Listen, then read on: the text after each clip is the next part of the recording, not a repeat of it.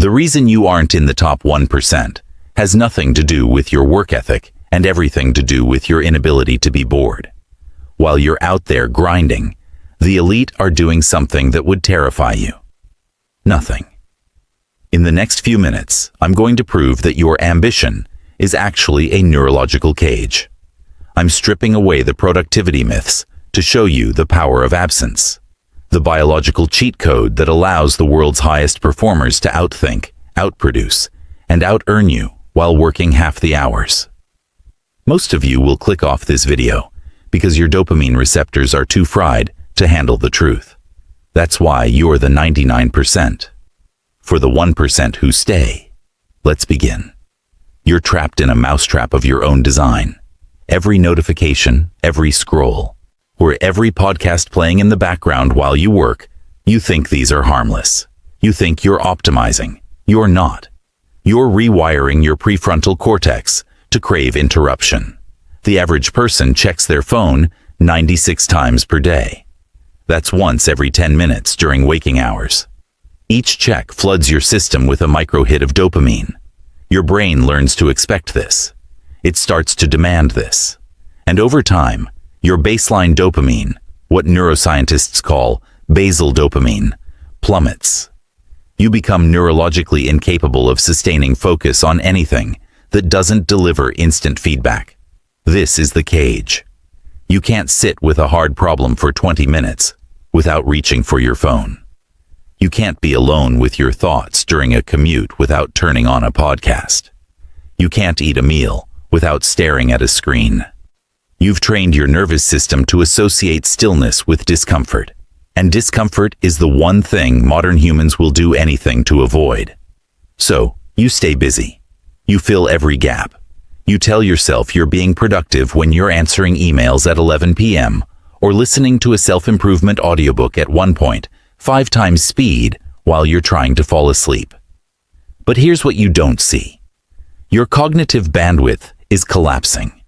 Your working memory is fracturing. Your ability to think deeply, to connect disparate ideas, to solve complex problems, to create anything original, is dying. And you feel it. That low-grade anxiety that never goes away. That sense that you're always behind, no matter how much you do. The physical exhaustion that sleep doesn't fix. The brain fog that makes simple decisions feel impossible. That's not burnout. That's dopamine downregulation. Your receptors are numb, your circuits are fried, and the more you try to fix it with more input, more stimulation, more content, the worse it gets. The 99% are living inside this feedback loop. They mistake motion for progress. They confuse consumption for learning. They think being always on is a competitive advantage when it's actually a biological liability. Their cortisol stays elevated. Their sleep architecture degrades. Their hippocampus, the part of the brain responsible for memory consolidation, starts to atrophy. Meanwhile, the 1% are doing something completely different. They're not consuming more. They're not doing more. They're subtracting, aggressively, systematically, and they're doing it because they understand something you don't. When you remove stimulation, your brain doesn't shut down. It does the opposite. It wakes up. There's a phenomenon in neuroscience called neural pruning. Your brain is constantly deciding which neural pathways to strengthen and which to dissolve. When you're in a state of constant input, your brain spreads its resources thin. It maintains thousands of weak connections because it's constantly being pulled in different directions. But when you enter periods of sustained absence, no phone, no music, no talking, no input, your brain starts to consolidate. It prunes the weak pathways. It strengthens the ones you actually use. It starts to default to deeper networks, the ones responsible for abstract thinking, pattern recognition, long-term planning. This is where insight happens. This is where breakthrough ideas come from. Not from consuming another article or listening to another expert. From silence. The addicted brain looks like a city during rush hour. Traffic everywhere. Gridlock. Nothing moving efficiently. The elite brain looks like a superhighway at 3 a.m. Clear lanes. High speed. direct routes to wherever it needs to go. And this isn't just cognitive, it's biological. When you stop flooding your system with dopamine hits, your basal dopamine starts to recover. Your receptors become sensitive again. Suddenly, the things that matter, deep work, meaningful conversation, creative problem solving, start to feel rewarding again. You don't need constant stimulation to feel alive because your nervous system has recalibrated to appreciate subtlety. Your prefrontal cortex, the part of your brain responsible for executive function, starts to regain control. It's no longer hijacked by the limbic system screaming for the next hit. You can delay gratification. You can sit with discomfort. You can focus on a single task for 3 hours without your attention splintering into a dozen tabs. And here's where it gets interesting. The brain doesn't just recover during absence, it upgrades. Studies on meditation retreats, sensory deprivation, and extended periods of digital detox show measurable increases in gray matter density in the anterior cingulate cortex and the hippocampus. These are the regions associated with attention control and memory formation. The people who regularly practice absence don't just think clearer. They think faster. They retain more. They make better decisions under pressure. But there's a darker side to this. The gap between the 1% and the 99% is widening. Not because the 1% have access to better information. Everyone has access to the same information. It's because the 1% have access to their own minds. The 99% are renting their attention to algorithms designed to keep them distracted. And the cost of that rent is their potential. You can have all the ambition in the world. You can work 80 hours a week. But if your brain is running on a degraded operating system, you're just spinning your wheels. The output will never match the effort. The 1% understand this. They don't try to out-hustle the competition. They create the conditions for their brain to function at a level the competition can't access. So how do they do it? There's a protocol. The 1% don't stumble into silence. They engineer it. And if you want to cross over, you need to treat this like an initiation. Because that's what it is. Step 1. The void window. You need to carve out a 90-minute block every single day where you do nothing. No phone, no laptop, no books, no podcast, no music, no talking. Just you and your thoughts. Most people can't make it past 10 minutes. Their mind starts racing. They feel anxious. They convince themselves this is a waste of time. That's your dopamine-starved brain begging for a fix. Ignore it. Sit there. Stare at a wall if you have to. Walk in circles. The point is not to meditate or journal or be productive. The point is to allow your nervous system to reset. The first week will be hell. Your brain will throw every excuse at you. You'll feel restless. You'll question whether this is working. But around day 8 or 9, something shifts. The noise starts to quiet.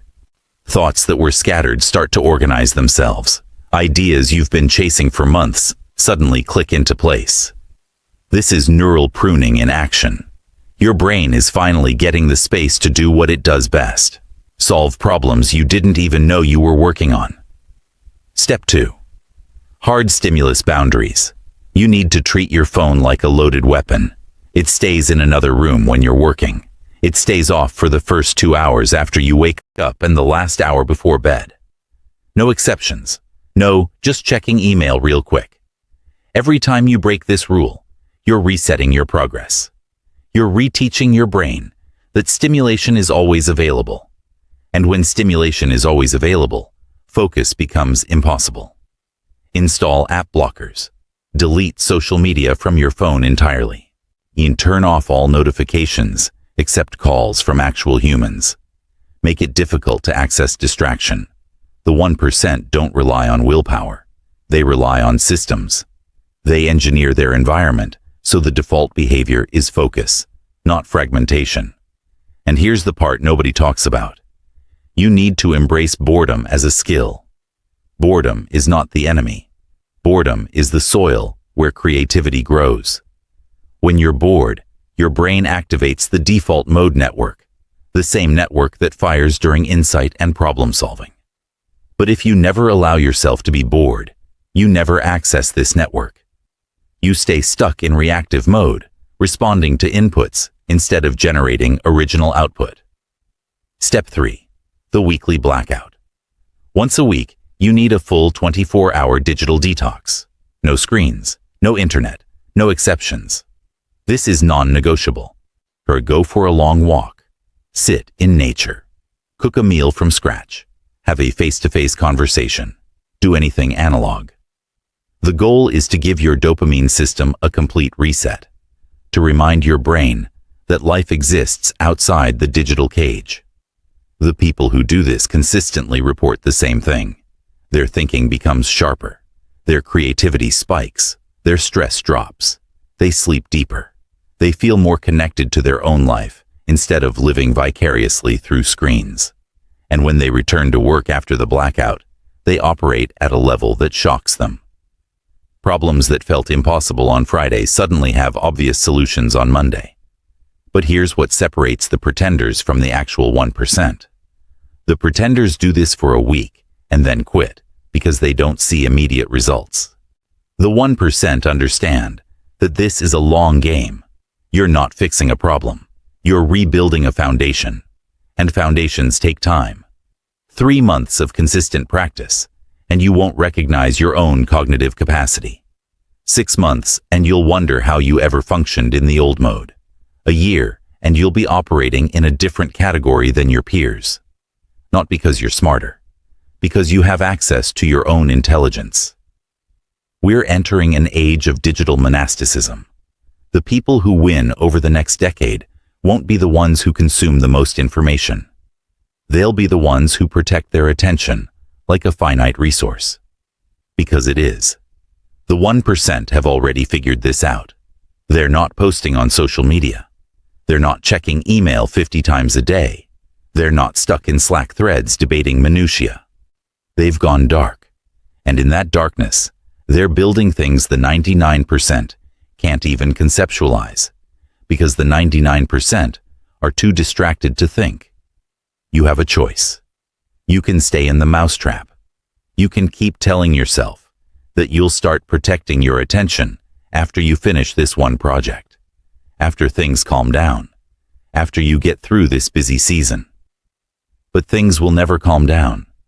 The busy season never ends. The distractions will keep multiplying. Or you can start today, right now. Turn off your phone for the next 90 minutes. Sit with yourself. Feel the discomfort. Let your brain remember what it's like to think without interruption. The 1% are waiting for you on the other side of that silence. Most of you won't make it, and that's why they'll keep winning.